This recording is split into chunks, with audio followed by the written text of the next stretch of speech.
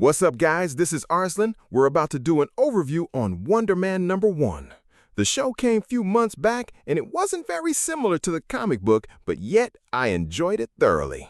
Now, this comic book goes back to the past, or at least the art looks like it, seeing Wonder Man Simon and his beautiful girlfriend Hellcat. Or at least she was. Things might be a little different now. Let's take a look, Mandos, and let's get into this wonderful issue of Wonder Man. The story opens up on a version of Simon Williams' life that feels almost unreal in hindsight. It's the peak, back when he was Wonder Man, and more than just a name. He's soaring through both the sky and Hollywood, wearing the iconic red jacket and riding a wave of success. His film, Monarch Starstalker, isn't just doing well, it's exploding, expanding to over 1,000 additional screens. In that moment, everything is aligned: fame, power, and purpose.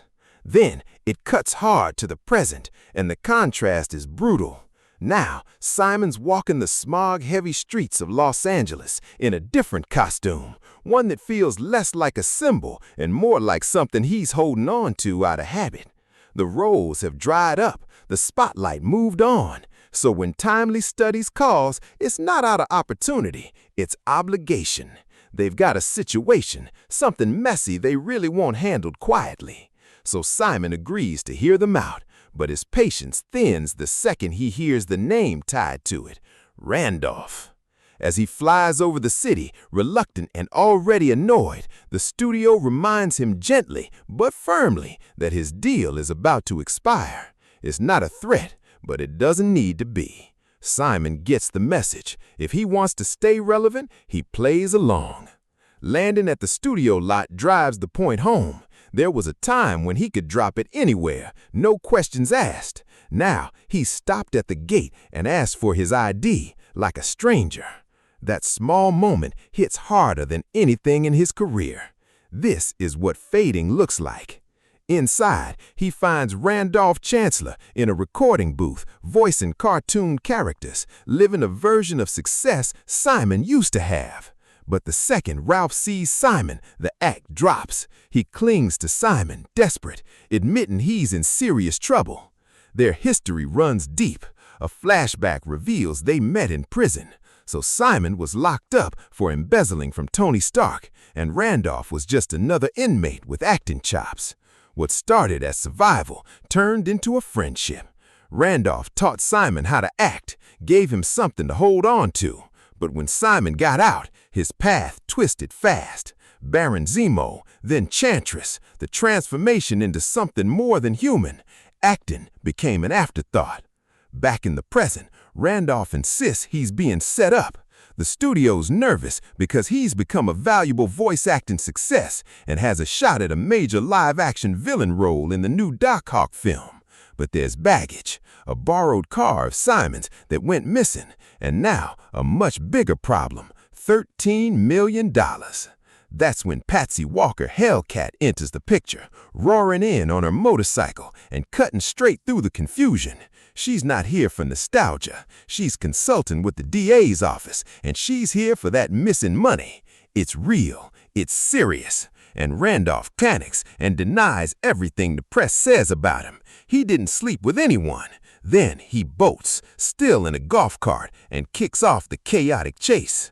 For some reason, Wonder Man doesn't remember Patsy because he died a couple of times, was in a coma, then later inert and trapped in a tube for a couple of years. Then he was trapped in Rogue for a while. That's a long story. Their conversation stirs up old memories, fights, team-ups, and the kind of messy shared history that defines superhero lives. But there's no time to linger. The present keeps pulling them forward.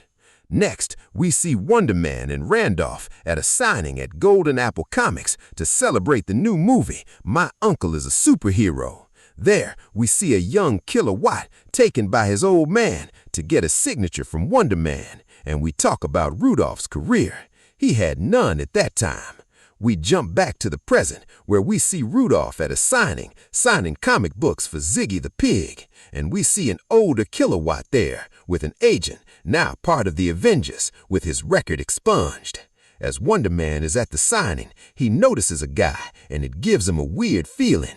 Randolph's agent tells him that he might not get picked for the Darkhawk film since he has a big investigation over his head. And we see Kilowatt here, super happy now that he's got an agent and part of the Avengers. He takes off flying, saying thanks for the tacos.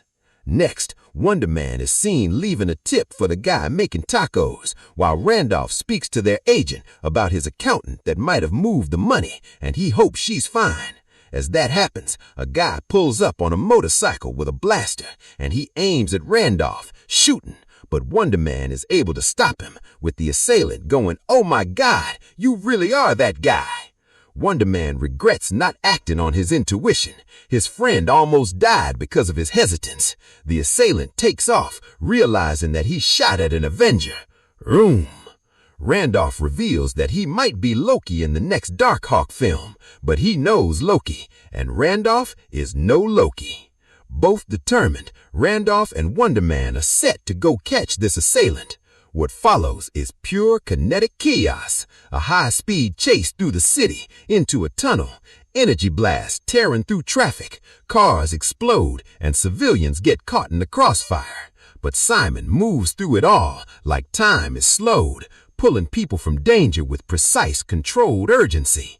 It's a reminder to no matter how far he's fallen in the public eye, his power and his purpose haven't gone anywhere. The assailant is caught, but the damage is done. News spreads, the media swarms, the studio panics, and the assassin, he admits, almost embarrassingly, that he thought Simon was just a street performer in a costume. That lands harder than anything else. Back at Simon's home in out.The, the tone shifts again, quiet, almost domestic. He's grown an obscene amount of food, trying to play it off when Patsy shows up. There's humor, light banter, even a hint of vulnerability as Simon admits to feeling survivor's guilt, like he's been given more chances than he deserved.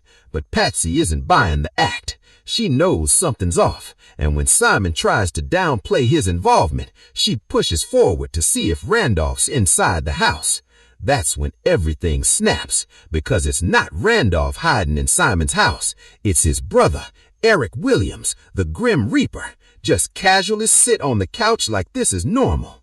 Simon tries to explain it away, awkward and rambling, but Patsy cuts through the noise with something far worse.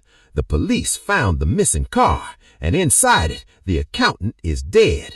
Just like that, the situation shifts from messy to catastrophic. This isn't about clearing Randolph's name anymore. It's a full-blown criminal spiral. Murder, missing money, and connections that all trace back to Simon. For the first time, you feel it hit him. Not just the frustration or nostalgia, but real fear.